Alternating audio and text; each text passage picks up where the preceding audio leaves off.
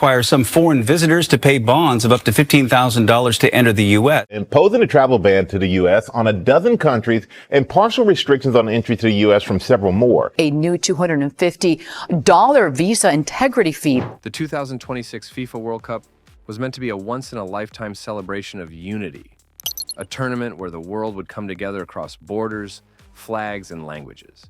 But that dream is now cracking apart. Imagine saving for years, securing tickets, and dreaming of standing beneath the lights of a U.S. stadium, only to discover that your visa won't even be approved in time, or that it costs more than your entire trip. For fans from nations like Nigeria, India, and Kenya, this is the new reality. The United States, once promised as an open host, is now locking its doors tighter than ever. Long visa delays, expanded travel bans, and shocking $15,000 entry bonds have turned what was meant to be football's grandest global festival into a bureaucratic nightmare. And as fans from Africa and Asia struggle to gain access, Canada, one of the co-hosts, quietly stands apart, offering visa-free or easy entry. For many of the same countries being shut out by the U.S. hosting, the world means opening your doors, not building walls. Yet today, America's immigration system seems to be writing a different story, one that threatens the very spirit of global football. So, will this World Cup truly belong to everyone, or only to those who can afford to pass through America's gates? Before we dive in, make sure you subscribe to the African Web and tap the bell icon so you don't miss the stories revealing how politics and policy are reshaping the world's biggest sporting event. What began as minor hurdles has grown into a full-scale crisis. Fans from some of the world's largest football-loving nations are waiting more than 300 days for U.S. visa approvals, almost a full year. That means by the time many receive permission to travel, the World Cup could already be over. The restrictions don't just affect tourists. They extend to national teams, technical staff, and entire football federations. 19 nations, mostly across Africa and the Middle East, now face major entry obstacles due to renewed travel bans and restrictions stretching back years. For FIFA, this is more than a headache. It's a breach of its own rules.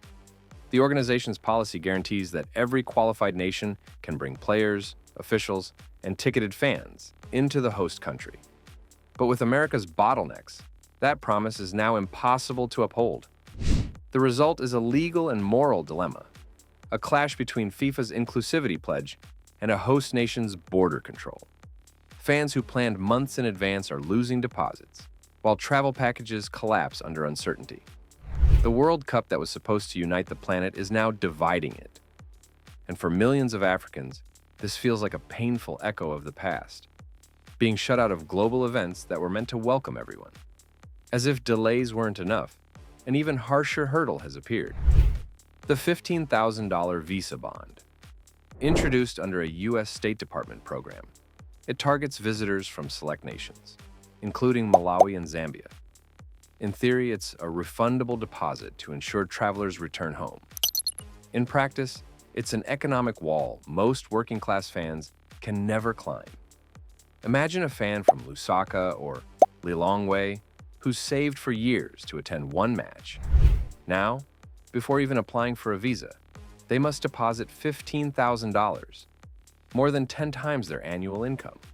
For many, that dream ends instantly.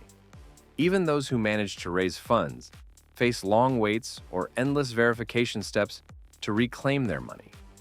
The financial strain doesn't end there. A new $250 visa integrity fee adds to already heavy processing costs and mandatory insurance. For fans from Africa, Asia, and Latin America, the combined expense of visas, insurance, and airfare can now exceed $20,000, turning football's most inclusive event into a game only the wealthy can play. The ripple effect goes far beyond fans. It's shaking the entire business model of the tournament. Global sponsors, FIFA's financial backbone, are starting to back away from the U.S. market, calling it unpredictable and high risk. Emirates Airlines has reportedly redirected millions in promotional budgets from U.S. venues to Canada, citing visa uncertainties that could cut fan attendance. Visa, one of FIFA's main partners, has followed suit, shifting engagement zones from U.S. cities to Toronto. No sponsor wants to invest in empty stadiums. U.S. visa backlogs threaten to turn 80,000-seat arenas into half-filled echo chambers.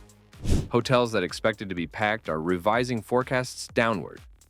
Transportation networks and volunteer programs wait on numbers stalled by red tape. Canada, by contrast, looks like a safe bet. Its open border approach and efficient systems are earning both economic and reputational rewards.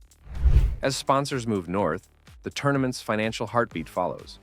What was once a united North American celebration is slowly turning into a two-speed event, one drowning in bureaucracy, the other thriving on openness. Then came the statement that shook everything. During a recent press conference, a remark suggested that if certain U.S. host cities were deemed unsafe, matches could simply be moved, as if shifting a World Cup game were as easy as changing a calendar date. That single comment struck at FIFA's authority. Venue selection and scheduling are sacred, backed by billion-dollar contracts. The idea that these could change under political influence sparked panic inside FIFA's headquarters. This wasn't just about pride, it was about control. Sponsors, broadcasters, and organizers had planned for years around fixed venues. A change could trigger financial penalties worth hundreds of millions.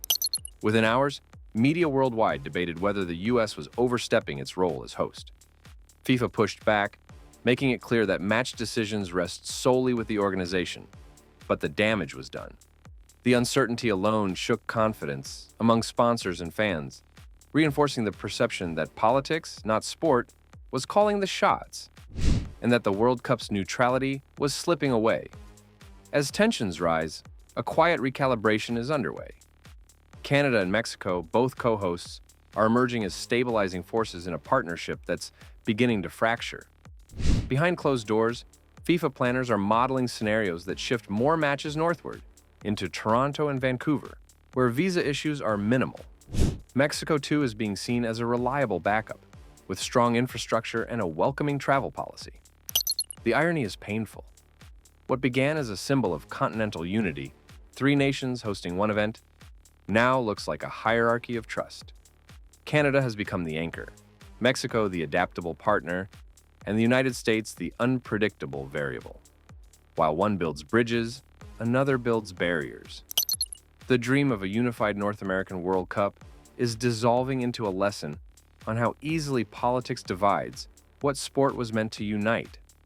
The 2026 World Cup was supposed to show that sport could rise above politics, that football could unite where governments divide. Instead, it's revealing just how fragile that ideal truly is. FIFA now stands at a crossroads. Uphold its promise of inclusion, or bow to the practical realities of a host nation closing its doors. The organization's decision will define not only this tournament, but the credibility of every World Cup that follows. Meanwhile, Canada quietly reaps the rewards of stability and openness. Its projected $3.8 billion in economic output and over 24,000 new jobs tell a story that goes beyond numbers, one about trust, predictability, and fairness. As the U.S. faces mounting criticism, Canada is emerging as the moral and economic winner of the North American bid. So, what do you think? Should FIFA shift more matches to Canada, where fans can actually attend, or should the tournament stay the course and risk empty seats in American stadiums? Let's talk about it in the comments below. And if you found this breakdown insightful, don't forget to like, share, and subscribe to the African Web, so you don't miss more updates on the controversies shaping the 2026 World Cup.